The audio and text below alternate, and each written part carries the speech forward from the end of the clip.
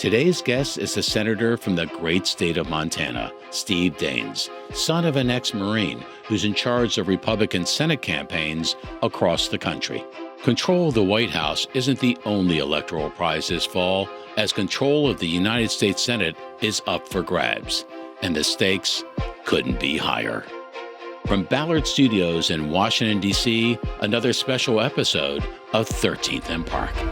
You and I can differ, but that doesn't mean you and I cannot be friends. That often is missing in politics. We went from North Korea to M&M. That's a lot, man. Aliens could have invaded and nothing would surprise me at this point. It's a nightmare. Those are the facts. We have to solve everything. What's in this tea? Well, Senator, welcome to the show. We're right in the middle of another amazing, unprecedented political cycle. How do you see the key races for the United States Senate? And we all have been watching the map. What are you particularly focused on? Where do you think this thing is headed?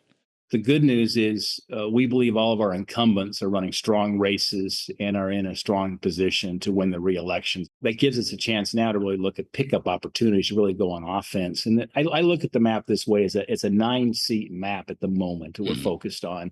It's really 3 red states, 3 open seats, and 3 Senate/presidential battlegrounds. And so start with the 3 red states. These are states where Democrats have to defend their candidates in states that Trump will likely win by double digits or more. Yep. You've got West Virginia, where Trump will win by 35, 40 points. Jim Justice will be the next U.S. Senator from West Virginia. I'm a very conservative forecaster. That race is over. I think we spent less than $5,000 at the NRSC in West Virginia, so we're thankful for Jim Justice getting in that race, and that was a pretty easy pickup for us. The Senate race is never easy. That one actually was easy. And we thank Jim Justice and Baby Dog for winning that seat for us. So that takes us to 50-50. Number 2 is Montana. Trump will win Montana by 15 to 20 points. That's exactly what he did in the prior 2 elections in 16 and 20. Trump had those kind of margins of victory. Tim Sheehy is in a very strong position. Looking at 5 recent polls, every one of those polls now have Sheehy up 3, 4, 5, 6, even 8 points, depending on what poll you're looking at. The public polls match what we are seeing internally. Cook and Sabato both moved Montana to lean Republican from toss-up. We're not letting up at all. We're doubling down, tripling down to make sure Tim Sheehy gets elected there in Montana. But the bottom line is John Tester is the last Democrat in Montana holding a major office. We have 9 major office holders. 8 now are held by Republicans. And with Trump winning Montana by 15 to 20 points, it just becomes difficult for John Tester to win his reelect. So we're feeling increasingly optimistic about Montana, but still a lot of litigation to go in that race, and we'll be working hard. Then the third is Ohio. The key takeaway in Ohio is there's less ticket splitting going on today in redder states like Ohio and Montana, for that matter. Right. It becomes increasingly a red jersey, blue jersey kind of night on November 5th. That makes it difficult for Sherrod Brown. And believe me, Sherrod's a very formidable opponent. Of course, I work with him every day. Same thing with John Tester. But we're looking at polling data now. Bernie Moreno is right within a couple of points, and they're both kind of in the mid-40s. And when Sherrod is down in the mid-40s at the moment, that becomes difficult because as you look at the crosstabs and the polling, the Democrats have already solidified their support behind Sherrod Brown. So he has less upside from his current numbers. With Bernie, he's got a lot of upside right now looking at his numbers. So it's looking like Bernie Moreno's got a real good shot there in Ohio, and we're cautiously optimistic. Bernie was massively outspent up to this point. That resource advantage now actually goes to Bernie Moreno between a Labor Day and Election Day. So given that he survived an avalanche of disparity on media weight up to this point, but now it moves to his favor. It bodes well for Bernie there in Ohio. So let me ask you this, Senator. We had a pollster on recently who was talking about the 2 key demographics in the cycle as he sees it in the swing states are first-time voters and rural voters. And I'm thinking Montana in particular, rural voters. How significant is that as a part of, you might say, the approach and the strategy that you and others you're helping in these races are pursuing? It's a great point, and it's why I think polling can be a bit volatile at the moment and why polling can be a bit inaccurate at the moment as well. We've seen that consistently when President Trump's been on the ballot. He tends to overperform what most pollsters say. If you look at Real Clear Politics averages, Trump right now is running about 4 to 5 points stronger in battleground states than he did in 2016. Right. Which says he's probably, despite what the media is saying and the narrative cast out there, I think he's actually in a stronger position right now. Just looking at it quantitatively, I'm a chemical engineer by degree. I like numbers. One thing you learn in politics, you don't want to fall in love with a state or a candidate. You stay focused objectively on the numbers. Tough to do, right? Yeah, it is, because I love my candidates right now on the battlefield. We have some great candidates out there running, but you look at these battleground states like Pennsylvania, you mentioned, like Nevada, like Wisconsin, like Michigan, like Arizona. These are all presidential battleground states. They're also Senate battleground states. Dave McCormick in Pennsylvania, Mike Rogers in Michigan, Eric Hovde in Wisconsin, Sam Brown in Nevada, Kerry Lake in Arizona. And for most cases, they're running a couple of points behind the Democrat, but those numbers will likely track pretty close to President Trump's ballot number when it comes to Election Day. And there's an important trend going on. Again, as I mentioned, there's kind of a split from ticket splitting. And we've seen that going back to 08, 12, 16, 20, and now 24. It just starts to narrow in terms of the distance between the presidential number and the Senate ballot number. It's narrowing. It used to be about 5 points on average for Republicans. Now it's a point. So that is a challenge that the Democrats face with Trump performing, the chance to win these states on the Electoral College. That bodes well for our Republican candidates that we think will get pretty close to matching the presidential ballot by the time we get to November 5th. So let me transition from electoral politics to something that is quite emotional and that you went through. The 13 service members who lost their lives in Abbeygate. And you made a very moving speech to the families who were there as they were being presented the Congressional Gold Medal, and especially hearing from the mother of Corporal Sanchez, who says that their son had cashed in his check in full in terms of his obligation. As the son of an ex-Marine, how did that make you feel, not just as an elected leader, but as a human being?